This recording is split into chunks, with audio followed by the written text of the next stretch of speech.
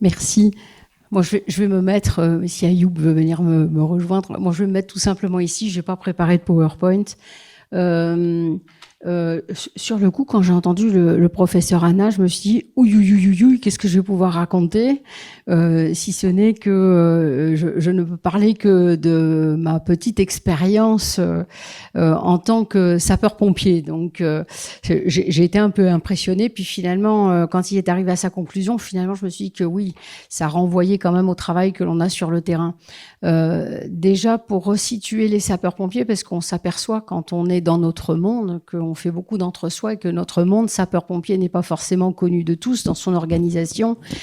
Et le modèle de sécurité civile en France est suffisamment particulier pour que j'en dise deux mots pour pouvoir comprendre après les deux anecdotes, parce qu'il n'y aura pas de PowerPoint. Je vais juste vous parler de deux expériences personnelles. Un à l'échelon individuel, ou plutôt l'équipe, et l'autre plus organisationnel et structurel. Donc, les sapeurs-pompiers en France, ce sont environ, schématiquement, 250 000 sapeurs-pompiers, dont 190 000 sont des sapeurs-pompiers volontaires, donc ce ne sont pas leur profession, ce n'est pas leur profession, c'est un engagement qu'ils prennent en plus de leur activité professionnelle habituelle et qu'ils prennent sur du temps libre. Ça veut dire que quand ils sont formés aux gestes techniques, opérationnels, mais ça s'arrête à peu près à ça. Le reste, ce sont des sapeurs-pompiers professionnels. Céline, qui est ici, est sapeur-pompier professionnel. Moi, je suis pharmacien de sapeur-pompier professionnel. Et nous avons aussi, donc on est à peu près 50 000, dont une partie de militaires, les unités de sécurité civile, les marins-pompiers, la brigade de sapeurs-pompiers de Paris. 98 en France, 98 villages gaulois, car même si le cadre réglementaire est le même pour tous, il peut y avoir un dimensionnement très très différent en termes de ressources humaines et de moyens, même si les missions sont les mêmes pour tous. Donc entre le département de la Lozère et le département du Nord, je crois que je prends le plus petit et le plus grand, il y a une différence en ressources humaines, en moyens et en nombre d'interventions qui peut être extrêmement conséquent. Et ça peut faire aussi toute la différence.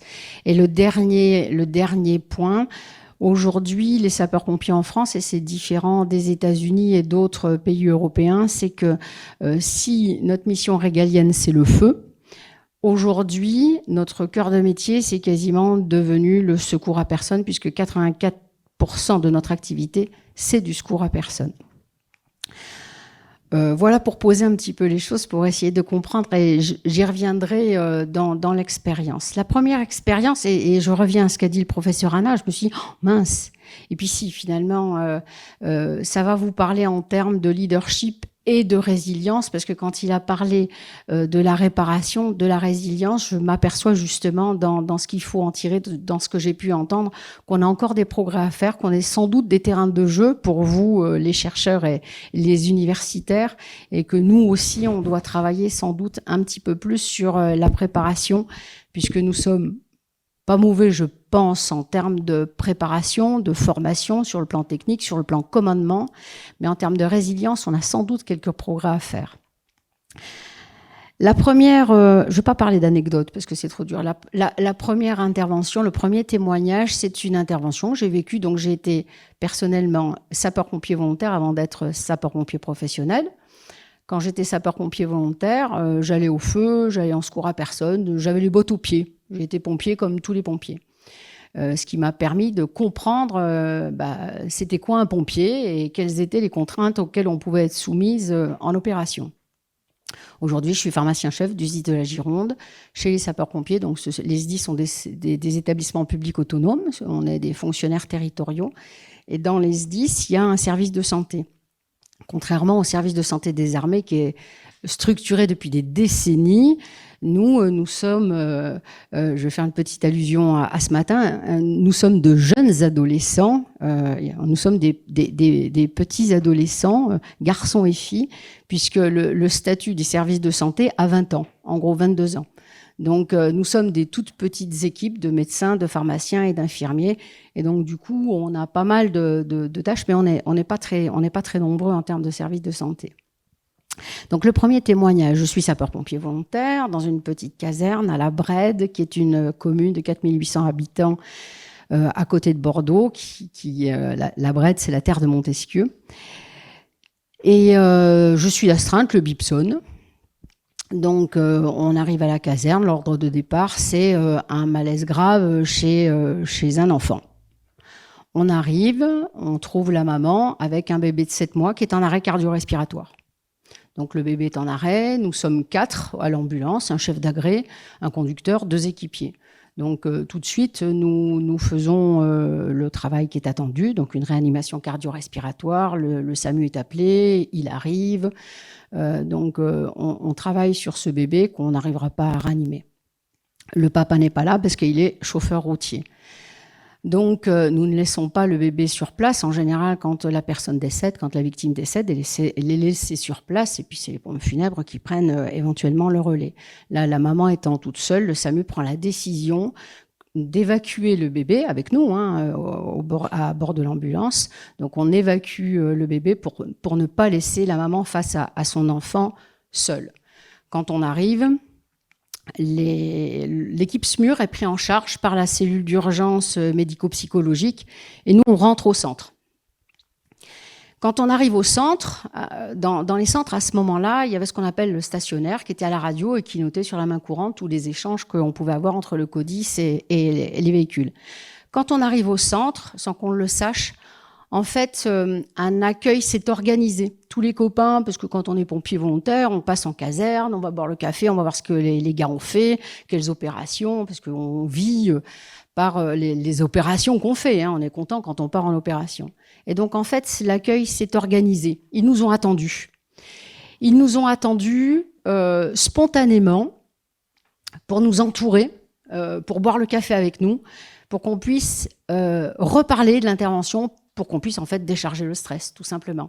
À ce moment-là, les psychologues, ça n'existait pas. Chez les pompiers, on était tous des héros, forcément, avec cette caricature de l'homme, voilà, qui part au feu, tout ça. Donc les psychologues, non, ça n'existait pas. Et puis on n'était jamais faibles. Donc les copains nous attendent et inconsciemment, on débriefe. Voilà, on commence à parler, ils nous aident, de la bienveillance, de la solidarité, qui nous fait quand même un bien fou parce que perdre un bébé, on n'aime pas ça. Personne n'aime ça. Et à ce moment-là, quand on débriefe, j'ai les 2 équipiers qui viennent me voir parce qu'on était 2 pompiers qui avions quelques années déjà de fonctionnement et 2 autres jeunes recrues, pas en âge, mais en recrues chez les pompiers. Ils viennent me voir et ils me disent on s'est senti nul, on n'a rien fait, on vous a pas aidé, on a été complètement bloqué par l'intervention et on a été nul, on a été mauvais. Et alors là, sur le coup, j'ai rebondi, heureusement. J'ai rebondi, puis j'aurais dit, mais non, mais pas du tout, vous n'avez pas été nul. Au contraire, vous avez répondu aux besoins, on avait besoin de matériel, vous avez été chercher le bon matériel au bon moment. Donc, une action finalement de leadership en disant, attention, non. Donc, du repérage, nous avons mobilisé finalement, on a mis en mouvement ce retour d'expérience pour permettre finalement de déceler les difficultés que nous n'avions pas vues sur intervention. Nous n'avions pas été formés à déceler ces problématiques. Et donc, je me dis que si on était passé à côté de ça, finalement, on aurait pu laisser 2 sapeurs-pompiers qui peut-être n'auraient jamais été plus loin dans leur engagement et on les aurait laissés traumatisés. L'histoire ne s'arrête pas là. Donc, on reconditionne l'ambulance et puis on rentre chez nous. L'après-midi, le bip sonne, on repart à la caserne, ordre de départ, même adresse. Ah, je me suis dit, là c'est bon, là c'est la maman qu'on évacue, elle a dû faire un malaise, on va l'évacuer. Quand on arrive, la première personne que l'on voit, c'est un médecin généraliste, mais qui est aussi médecin de sapeur-pompier volontaire et que nous connaissons, l'équipage, que nous connaissons tous bien et en qui on a finalement confiance. Quand j'arrive, il me dit, Véro, c'est de toi que j'ai besoin. Ah bon. Entre-temps, le papa, il était rentré de son périple, il était en retour de Yougoslavie, forcément il est rentré vite puisque son enfant était décédé. Et le médecin me dit, tu vas t'enfermer avec lui dans la salle à manger et tu vas tout lui raconter. Je vais te laisser tout seul avec lui et tu vas tout lui raconter de A à Z pour que ce papa puisse faire son travail de deuil. Il n'a pas vécu ce qui s'est passé ce matin, il pourrait rester avec... il pourrait être lourd de reproches vis-à-vis de sa femme pourrait conserver cette culpabilité à vie. Et il faut que tu racontes tout, absolument tout, sans rien lui cacher, pour qu'il ait eu l'impression d'être là ce matin. Je resterai derrière la porte. Si tu te sens en danger, tu m'appelles. Je n'étais pas préparée quand même à ce qui m'attendait, je n'étais pas préparée à cette demande. Donc, du coup, j'ai été avec le papa et je lui ai tout raconté. Donc, au-delà de ce que ça peut renvoyer à titre personnel et intime, parce que c'est quand même pas très facile, j'étais déjà une maman. Donc, je me suis aperçue que finalement, les pompiers, au-delà de leurs gestes techniques, avaient une très grosse action, étaient très importants dans l'accompagnement aux familles. Je ne suis pas sûre qu'on vive ce genre d'expérience tous les jours, parce que c'est quand même un peu fort. Néanmoins, je pense que nous ne formons pas suffisamment les sapeurs-pompiers à l'accompagnement et à l'intérêt de l'accompagnement qu'ils peuvent avoir auprès des familles en termes de résilience. C'est-à-dire que la résilience, elle est hyper importante pour les équipes, c'est une certitude, et il faut bien gérer les retours d'intervention en faisant des retextes, des débriefs, etc. Mais nous avons aussi une action possible, forte, auprès des familles. Quand on rentre, normalement, on n'a plus de nouvelles des familles. On ne sait pas, heureusement d'ailleurs, on ne sait pas ce que deviennent les victimes, si elles survivent, etc. etc. Mais là, j'ai du coup pointé du doigt, c'est en fonction des propos que nous pouvons tenir sur intervention, en fonction du rôle du chef d'agré, on peut avoir un rôle déterminant sur l'avenir de la famille. Donc ça, c'est le premier témoignage qui est à titre personnel. Ça fait plus de 15 ans, vous voyez que ça marque encore, il y a encore de l'émotion dans les propos quand j'en parle. Le deuxième, il est plus structurel et organisationnel. C'est en fait la gestion de la crise Covid. Alors, on ne va pas refaire la crise Covid parce que tout le monde en a soupé de la crise Covid. Ce que je peux en dire, et par rapport à ce que j'ai entendu du professeur Anna, je vous ai dit que j'étais chef du service pharmacique. Nous étions des toutes petites structures, les services de santé dans les SDIS, et que d'un coup, la crise Covid a mis les services de santé des SDIS sous la lumière. Parce qu'on s'est retrouvé être des services supports essentiels, puisque c'est nous qui nous occupons des agents quand ils sont malades, quand ils sont contaminés, etc., pour les suivre aussi. Et c'est nous aussi qui nous occupons d'approvisionner toutes les casernes d'un même département en médicaments, dispositifs médicaux, mais aussi en EPI, type masque, produits de désinfection, etc., etc. Donc d'un coup, on s'est retrouvé un peu au cœur du dispositif. Si les SDIS ont traversé la crise plutôt bien, et on en a parlé quand même régulièrement dans les médias, c'est parce que finalement, nous avons cette habitude, nous, personnels de santé, mais nous aussi, pompiers, de travailler sur deux axes importants. C'est la veille, donc nous, les pharmaciens, les médecins, on travaille beaucoup sur la veille épidémiologique. En ce moment, mon actualité, c'est plus le Covid, c'est le monkeypox, on ne sait pas encore ce que ça va nous faire, la variole du singe là, qui est en train de pointer son nez. Donc, j'espère qu'elle ne va pas faire elle va pas autant nous nuire que ça a pu le faire pour la crise Covid. Donc, on a l'habitude de cette veille épidémiologique et on a aussi l'habitude de l'anticipation. Heureusement. Dès le mois de novembre, moi, j'ai commencé à alerter ma direction, qui avait l'habitude de mes alertes, mais bon, la plupart du temps, les alertes que j'avais faites, le SRAS, la grippe aviaire, la grippe H1N1, ça a fait peur à tout le monde, mais finalement, il n'y avait pas eu de conséquences. Donc, on s'est dit, soubler l'alerte encore, bon, ça va nous passer. Enfin, en novembre, j'ai alerté. En décembre, j'ai alerté. En janvier, le 2 ou 3 janvier, les crédits étaient ouverts et j'ai commencé à acquérir des masques en grosse quantité, alors que la crise n'était pas encore sur le territoire. J'ai vraiment acheté en grosse quantité. À titre d'exemple, je consommais à peu près 1000 masques chirurgicaux par an pour les victimes et puis 2000 masques FFP2 pour les pompiers. J'ai acheté 30 000 masques chirurgicaux début janvier et j'ai acheté 20 000 masques FFP2. Donc j'ai acheté, si c'était en contexte normal, j'en achetais pour des décennies. Mais quand même, je sentais que tous les indicateurs viraient au rouge. Et j'ai réalerté la direction en disant « Attention, les indicateurs ne sont pas bons et ne sont pas linéaires à l'activité de secours à personne. Ça veut dire que les agents commencent à avoir peur et nous piquent des masques, du matériel de désinfection. Ils commencent à faire des stocks, soit pour eux, soit pour leur famille.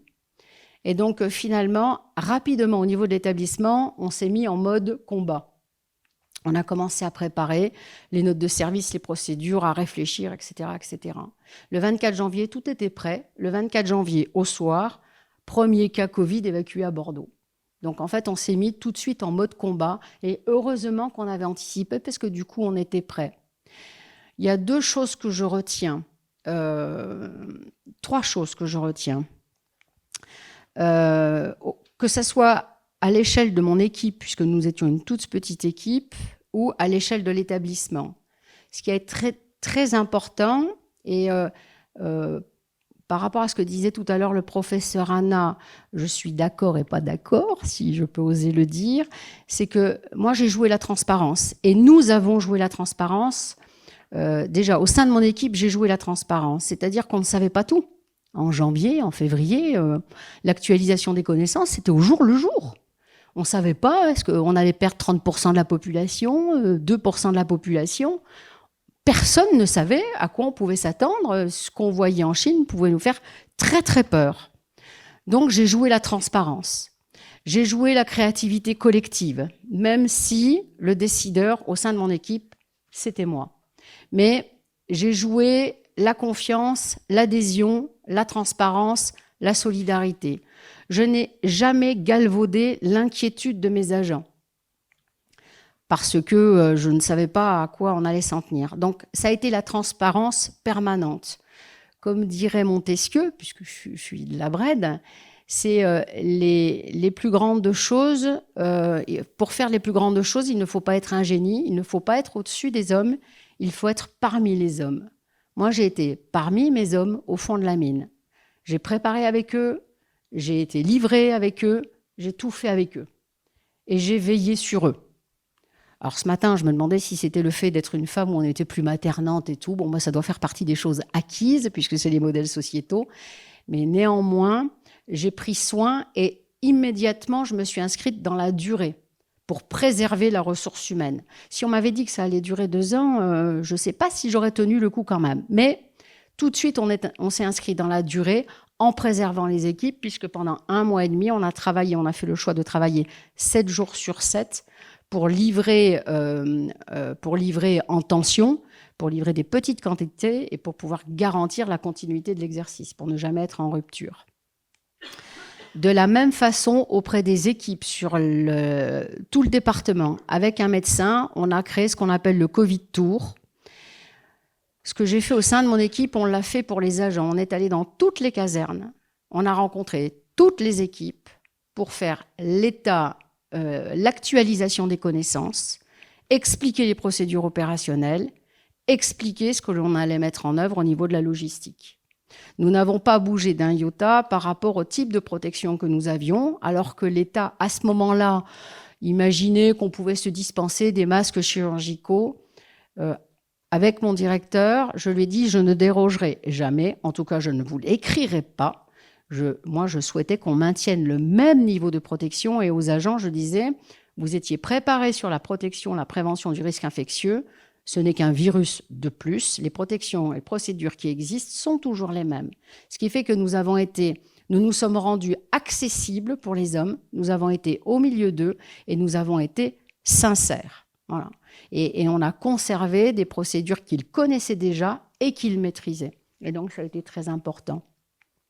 Le deuxième point, ça a été la solidarité. Solidarité locale, solidarité nationale. Immédiatement, quand j'ai senti les tensions d'approvisionnement, en janvier, on commençait déjà à les voir, hein, où les fournisseurs commençaient à nous rationner. Donc, solidarité nationale, on a des laboratoires via la fédération qui nous ont contactés. On a organisé une solidarité nationale au niveau de la distribution de solutions hydroalcooliques qui étaient en rupture. À ce moment-là, on a Sanofi et Ergo qui nous ont donné des dizaines de milliers de litres de solutions hydroalcooliques et on a organisé au niveau national une distribution dans tous les SDIS de France, ce qui fait que nous n'avons jamais été en rupture. Et au niveau local, j'ai sollicité les chefs de groupements territoriaux. Céline en est un exemple, même si elle n'est pas dans le même département que moi. Nous sommes des territoriaux, on a un maillage territorial qui est très fort. Et j'ai dit à mes camarades, sollicitez les collectivités, sollicitez les écoles, sollicitez les entreprises, demandez-leur, puisque vous allez être confinés, puisque vous êtes confinés, tous les masques que vous avez, donnez-les nous. Nous, on va en avoir besoin. Et en fait, ça a marché du feu de Dieu. Et on a eu une solidarité aussi inter-SDIS. Moi, j'ai envoyé des masques dans les Vosges, j'ai envoyé des flacons vides pour conditionner de la solution hydroalcoolique dans le 35. Donc, il y a vraiment une solidarité dans la corporation qui s'est organisée, qui nourrissait finalement l'énergie collective. Et ça, c'était très, très important. Qu'est-ce que je pourrais dire de plus ? Au final, c'est une expérience très, très riche. On vibre, nous, quand on fait des opérations, quand on gère des crises. Ça nous fait vibrer, on n'est pas là par hasard. Voilà, la sincérité, l'attention, l'empathie, la bienveillance, s'inscrire dans la durée, l'anticipation et aussi ne pas hésiter à alerter sa hiérarchie pour qu'ils mettent à disposition les moyens. Et c'est ce qu'a fait en tout cas ma direction, et heureusement. Je crois que je n'ai rien oublié. Si, un tout petit truc. Ça, c'est quand on a échangé au téléphone. Dans une de mes casquettes civiles, je suis première adjointe dans ma mairie. En mars, premier confinement, il venait d'y avoir le premier tour des municipales, mais nous n'avions pas encore nos conseils municipaux qui étaient installés, puisqu'il fallait attendre le deuxième tour. Dans ma commune, on est passé au premier tour, mais nous n'avions plus les élus de l'équipe précédente et nous n'avions pas encore les élus de l'équipe suivante. Donc, en fait, étaient juste élus ceux qui faisaient partie des deux équipes. Mon maire est un peu hypocondriaque, il est avocat, donc il ne connaît absolument pas rien au risque infectieux. Et donc, on a travaillé en binôme sur la gestion de cette crise. Donc, j'ai été ce que vous appelez un agent frontière, où j'ai mis à disposition toute ma connaissance et mon expertise pour pouvoir créer de la résilience vis-à-vis de nos administrés, ce qui est très important. Vis-à-vis de nos concitoyens. Et donc, de plusieurs façons, déjà via le bulletin municipal, par Internet, etc. La même chose que j'ai fait aux pompiers, je l'ai fait pour les administrés. Donc, on les a informés au fur et à mesure de l'actualisation des connaissances de c'est quoi le Covid, qu'est-ce qui nous attend, qu'est-ce qu'il faut faire, qu'est-ce qu'il ne faut pas faire. On a mis en place des mécanismes de solidarité vis-à-vis des personnes les plus vulnérables, aller faire les courses, aller chercher les médicaments, etc. Et un mécanisme de solidarité aussi vis-à-vis des professions libérales qui étaient en panne, en accord avec mon directeur. Je les ai dépannés en masques, en solutions hydroalcooliques, etc., etc. Et je me rends compte, et puis après on a mis en place le centre de vaccination, je me rends compte que finalement la commune dans le canton a été spécialement proactive sur cette crise Covid et que les gens en ont perçu les bienfaits très rapidement et nous en ont fait le retour. Voilà pour mon expérience.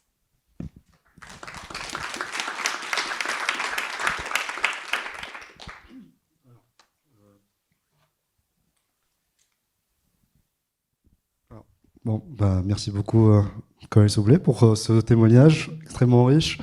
Alors, normalement, je n'étais pas censé arriver tout de suite à la table ronde, mais j'ai été invité très gentiment et aimablement, donc du coup, je me suis installé ici. Mais ça c'est un peu le dispositif qu'on aura tout à l'heure, en plus, avec monsieur Maïfo, du coup, qui nous rejoindra, qui présentera juste après la pause café que nous prenons tout de suite. Donc, je vous invite à prendre une petite pause café, et puis on reviendra directement avec la présentation de monsieur Maïfo.